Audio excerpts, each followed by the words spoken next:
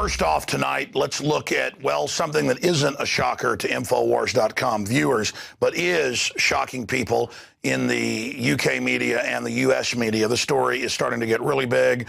Daily Mail reports Mitt Romney's wife had blind trust invested in Goldman Sachs' sex trafficking fund. Now, the issue here is, and I'm not defending Mitt Romney's wife, it is a blind trust. It's kind of like Michael Moore invested in Halliburton. I can believe that she wasn't paying attention. But the real issue is hiding in plain view here. Why does Goldman Sachs have a fund connected to not just prostitution, but also sex slaves, which is a huge business the UN's involved in? DynCorp, Halliburton have been caught involved in it and never get in trouble.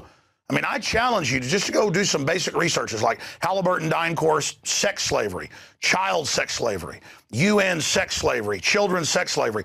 You won't get hundreds of articles. You'll get thousands. And it's like, oh, well, if some kidnapper grabs a kid on his own and rapes him, it's the end of the world, all over the news, shutting down whole cities, searching for him. And we should. People that hurt the innocents are the lowest form of trash. But when it's governments and big corporations, it's like, yeah, she was invested in the sex slave rings, the white slavery. How dare her? And I do think that it's immoral to put something in a blind trust and just claim, oh, I don't know what I'm investing in. It is a big cop-out. So it's a big strike against her and Mittens, Romney, you know, Mr. Goody Two-Shoes.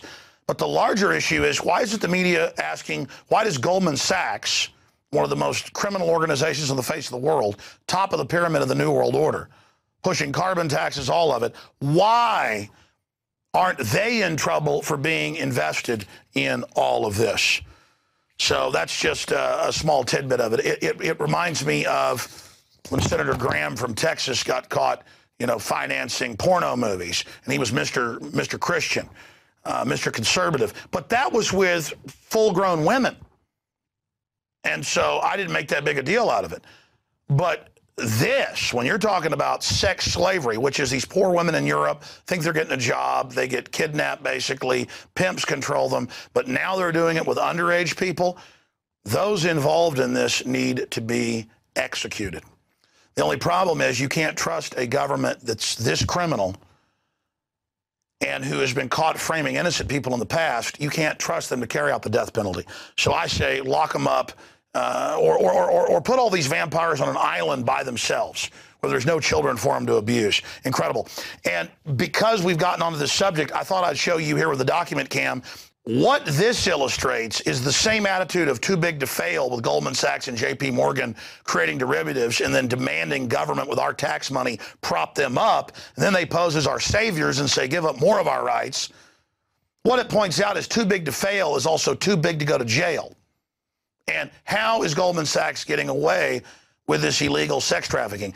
I mean, even if these women were of age, it's still illegal. But these are people that are being kidnapped. This is incredible. So hidden in plain view. I thought I'd dovetail that with a few